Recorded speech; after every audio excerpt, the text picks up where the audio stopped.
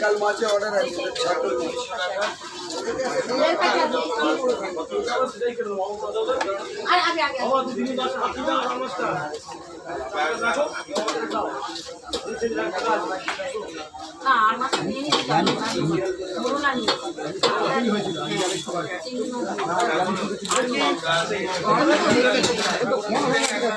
কেটে রাখা মাছ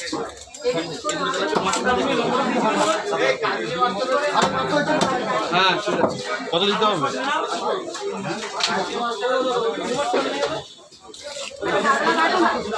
যদি দেয়